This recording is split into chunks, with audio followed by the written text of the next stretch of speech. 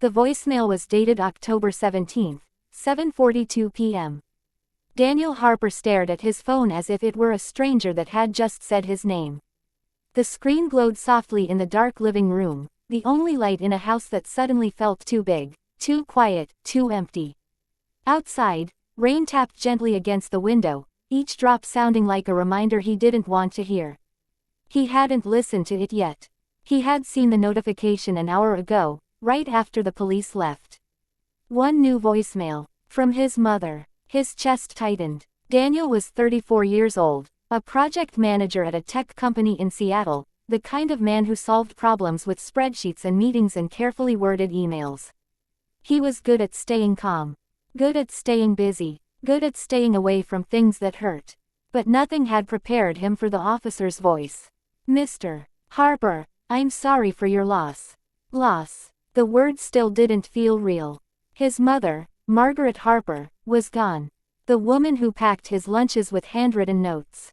The woman who worked double shifts at the diner so he could afford college applications. The woman he hadn't called back last week because he was too tired. Daniel sat on the couch, phone trembling slightly in his hand. He could still remember ignoring the call. I'll call her tomorrow, he had told himself. Tomorrow never came. Daniel grew up in a small town in Ohio, the kind where everyone knew your name and your business. Their house was modest, white siding, creaky front steps, a porch swing that groaned every time you sat on it. It wasn't fancy, but it was full. Full of laughter, full of warmth, full of his mother's voice calling him in for dinner. His father, Thomas Harper, died when Daniel was 12. A construction accident. One phone call. One moment that split their lives into before and after. Margaret never remarried. She became everything: mother, father, provider, protector. Daniel remembered waking up early on school mornings and finding her already dressed in her diner uniform, coffee in hand, staring out the kitchen window. "You're up early," he'd say. She'd smile. Always smile. "Someone has to keep the world running, Danny." Back then, he believed her. Daniel left Ohio the moment he could. College, internship, job offer, promotion. Seattle was everything his hometown wasn't: big, fast, anonymous. No one asked how his mother was doing. No one remembered his father. At first, he called home every Sunday.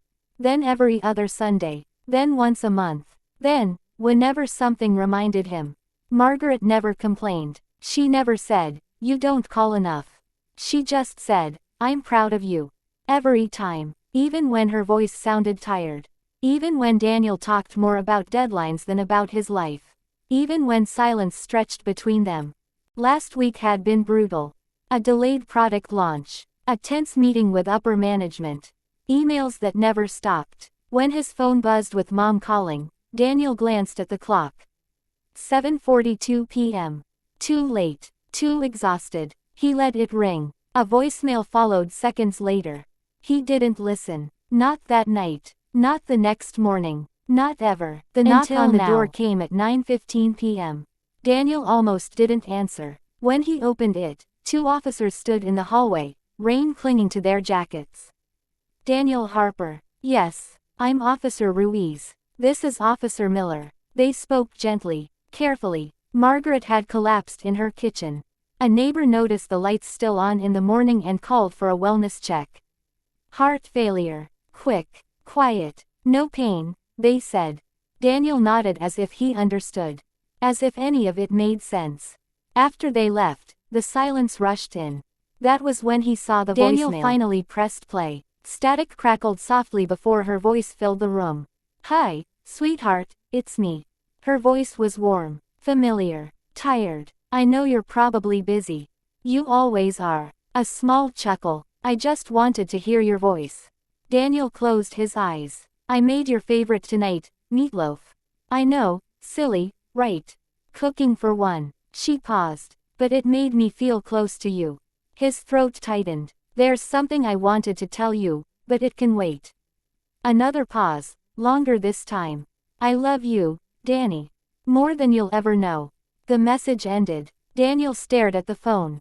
That was it. No warning. No goodbye. No second chance. He dropped the phone onto the couch and buried his face in his hands. For the first time in years, Daniel Harper cried like a child who had lost his way home. Returning to Ohio, 3 days later, Daniel stood in front of the house that raised him. The porch swing still groaned. The paint was peeling now. The lawn needed mowing, but it was still home. The air smelled like wet leaves and memories. Inside, everything was exactly where it had always been.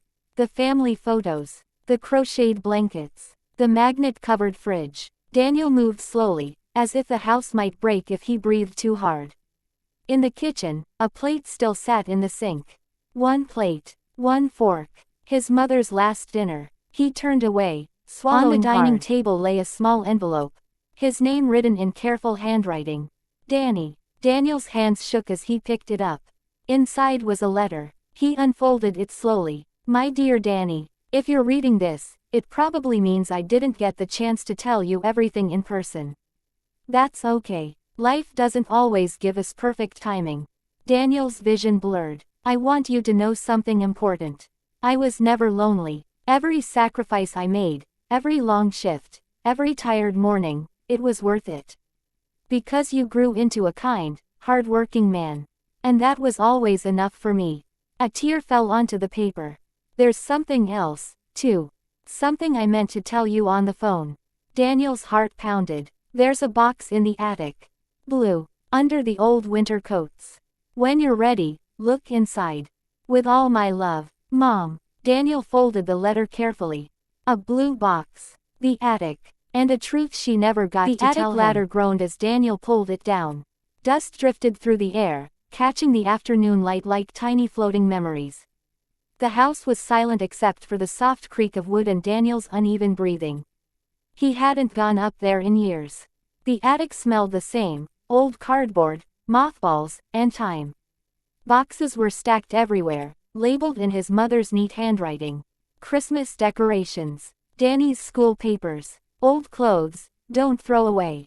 Daniel swallowed. Under a pile of winter coats, just like the letter said, he found it. The lid was slightly worn, the corners softened by age. His hands hovered over it for a moment before he opened it, as if whatever was inside might change him forever.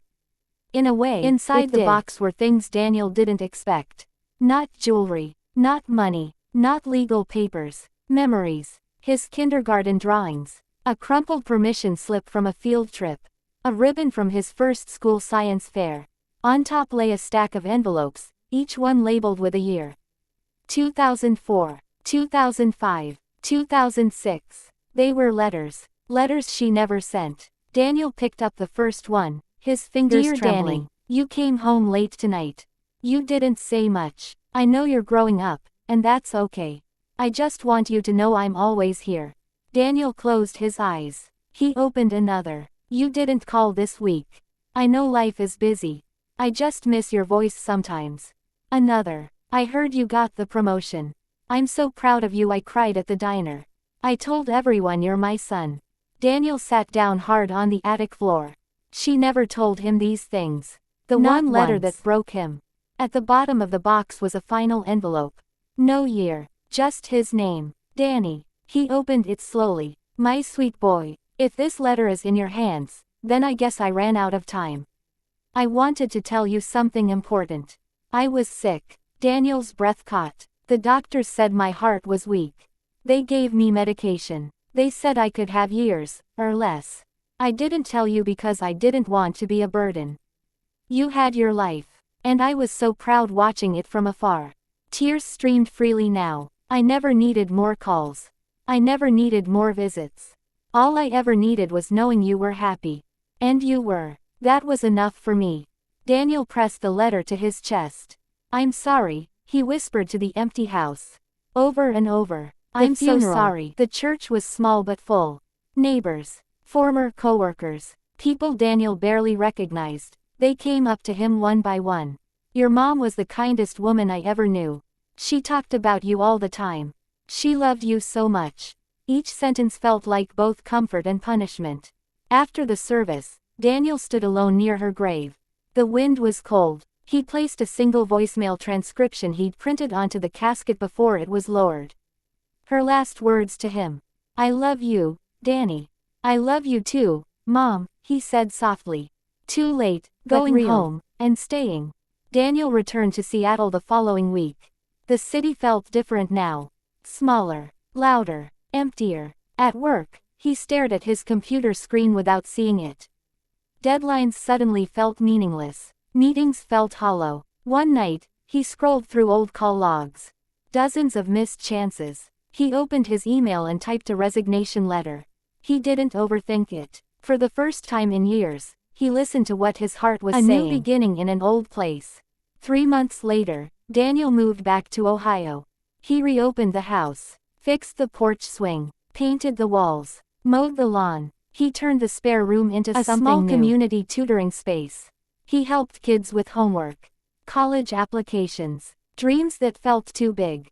Sometimes parents would ask him why he did it. He'd smile. My mom believed in people, he'd say. I'm just continuing the last voicemail, one more time. Every year on October 17th, Daniel sat on the porch at 7:42 p.m. He played the voicemail, not with regret anymore, but with gratitude. Her voice no longer haunted him. It guided words for the audience. Daniel learned something too late, but not too late to matter. Love doesn't disappear when someone is gone. It waits, in memories, in words, in the lives we choose to live afterward. If you're listening to this story right now, call your mother, call your father, call someone who loves you quietly. Don't wait for the voicemail.